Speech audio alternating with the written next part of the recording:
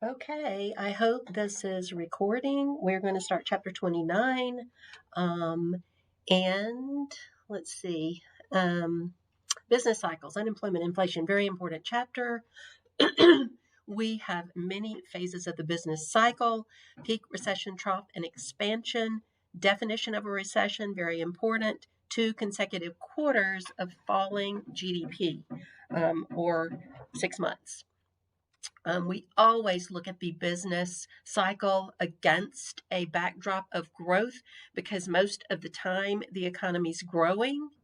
And of course, we want growth. We want to see economic growth, and that is expansion in GDP. We've had several recessions since the 50s. 2007 to 2009 was the most severe. It is being called the Great Recession, the deepest since the Great Depression of the 1930s, where we had a deep decline in real output, or GDP decline, of 4.3%, lasting 18 months. So that's pretty long. And the pandemic was a V-shaped recession, meaning we went deeply down but came pretty quickly back up. We know that economic shocks are unavoidable. The pandemic was unavoidable, and that does mean the economy responds with decreases in output. People were put out of work, which means unemployment rate went up. But we have not had, so far, the unemployment rate is still low. It's about 4%. Inflation, however, is really on the uptick. This is February 2022, and the yearly just hit 7.5%, which is very high. So what causes those shocks? Certainly political events can cause them. Financial instability, which really was one of the problems with the last recession, the 2007 to 2009. Irregular innovation and productivity. I mean, we got a positive economic shock in the 90s with the internet and Word and Excel and PowerPoint and all the things that made our lives so much easier. And we got huge amounts of productivity, and that was a shock. I don't think anyone knew we were going to get that much productivity increases. And productivity increases are important because that means wage increases. That means businesses and governments and employers can pay more without sacrificing profits because their employees are more productive. They have access to technology that makes them productive, as well as access to education and training. So we know that in a downturn, durable goods are affected immediately. Capital goods, recall that definition, resources capable of further production. Those are manufactured resources like machines, buildings, tools, equipment, computers, and those the businesses and it can keep the old ones running and not invest in new ones. So they're affected most with a recession, as well as consumer durables. Same with consumers. And remember, consumption generally is the largest component of GDP. Consumer spending, and consumers keep the old car running. They don't invest in new dishwashers and appliances and so on. So those companies are affected most immediately. Non-durables, not so much. We've still got to eat. We've still got to have services. So they're not affected in a downturn. In fact, grocery stores did very well during the pandemic because they were the only places we had to go to buy anything. So very important on how we determine that unemployment rate. The number of unemployed divided by the number in the labor force. So the first thing we have to do is take out those under 16 and or institutionalized. Those in prison, obviously, they're not looking for a job. And then we take out those not in the labor force. These are people not in the labor force by choice, usually retired, full-time students that are not working, maybe those that just aren't looking anymore for a job. They've given up looking or don't want to find a job, so they're not considered anymore. So once we take those out of the total population, we look at those that are employed. And the number of unemployed divided by the number in the labor force times 100 equals the unemployment rate. And this is important as well. The labor force is made up of the unemployed plus the employed. So that is important. So we know there are flaws with that unemployment rate. Involuntary part-time workers who want full-time work, but they can't find it. Because if you are working an hour or two a week, you are still considered employed. Discouraged workers are not counted anymore. If people have given up looking, they are not in the labor force anymore. And that's another important definition. The labor force participation rate. Labor force participation rate is the percentage of working age Americans either in the workforce or looking for a job. And unfortunately, that has not picked up to the point where it was before the recession we had because of the pandemic. So a lot of our unemployment rate is probably higher than reported because of that. There are people that have just given up looking, or they're not looking for whatever reason. They have not rejoined the workforce. So the unemployment rate could be higher than it is actually being reported. So the different types of unemployment is also very important. Frictional unemployment, individuals searching for jobs. Those are the people that have skills the economy needs. They have skills the economy needs. They're just going job to job. And that would be the teacher that quits their job because they're frustrated with teaching, and they still have skills. They've got technical skills, they've got people skills and critical thinking skills, and businesses want them.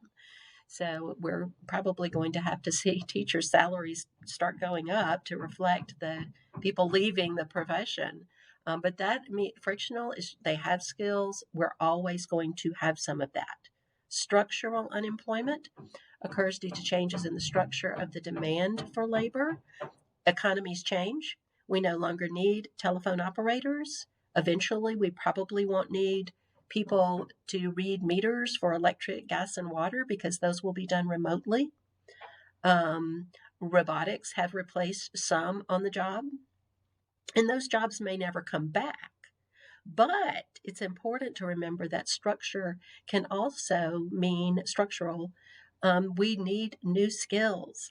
There are not enough skills out there with cybersecurity and network operations and IT in many cases. We need those skills, need more people to go into those. So that's a type of structural unemployment because those jobs can't be filled. Frictional plus structural equals the natural rate of unemployment. Refer to your notes on this. I am going to have notes also in the module, but we're always going to have a natural unemployment rate. The Council of Economic Advisors thinks it's around 4 to 5%, meaning we're unlikely to get it much lower than that. And it is around 4% now, but we will always have the natural unemployment. When the unemployment rate goes up due to a recession, that's the cyclical unemployment rate. Currently, we don't have one because we're technically not in a recession. But if the natural rate of unemployment, the frictional plus structural, is say 4%, and the unemployment rate is actually 8%, then we would have some 4% cyclical unemployment. That is from the downturn. And it is possible for that to be negative, meaning our economy is growing faster than we even thought it would. And but we'll always have the frictional and structural unemployment, some of that. Every country has some of that. So again, the natural rate of unemployment is full employment. We consider that full employment. It can vary over time, demographic changes, age of the workforce. Currently, there are actually more millennials, I believe, than baby boomers. But for years, the unemployment rate the natural rate was considered to be pretty low because those people were the biggest numbers in the labor force, and they were pretty secure in their jobs, less likely to lose them because they've been there a while. But the demographic makeup of the labor force could change that natural rate.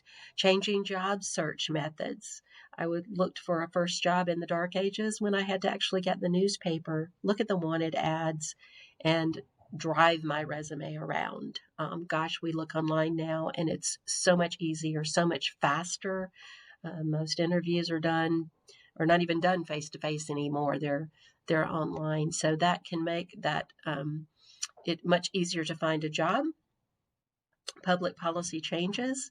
We used to have a 3 strikes and you're out. You're going to jail if you had 3 convictions, and our jails were full. A lot of this has changed quite a bit. Some of it for the better, some for the worse. Certainly, a lot of those people, and this was during the Trump administration, a lot of those people in prison for relatively minor drug offenses were released. They weren't violent offenders. Unfortunately, now, though, in our cities, prosecutors are not prosecuting even quite violent crimes. Someone was just murdered in New York, I believe, this morning. Someone who had 7 convictions and was still out and killed a woman. So, I mean, we're paying a price for some of that as well, certainly in our cities, where crime rates are skyrocketing, at least in February of 2022 here. More carjackings, more murders, more violent crimes. So, but that can change the natural rate of unemployment if a lot of people are in prison. Obviously, you're not looking for jobs. So, anyway, let's look at the GDP gap, and that is not a dash there. It is GDP gap is the actual GDP minus potential GDP. And it can be negative or positive. If we don't worry about Okun's law, I don't see anything about that. But this slide, we see this big orange area on the left-hand slide. That's because that was that big recession from 2007 to 2009. And we see recovery. We really started to recover much before then, so a little misleading there. But we were in a positive GDP cap for a while until the pandemic hit. The economy was doing very well before the pandemic. All demographics were seeing the lowest unemployment rate for Blacks, Hispanics, whites, the lowest unemployment rate ever recorded. Our economy was doing very well with lower tax rates and less regulation. But of course, all of that changed with the pandemic. And currently we're seeing still not recovering to the point where we really could be, probably growing.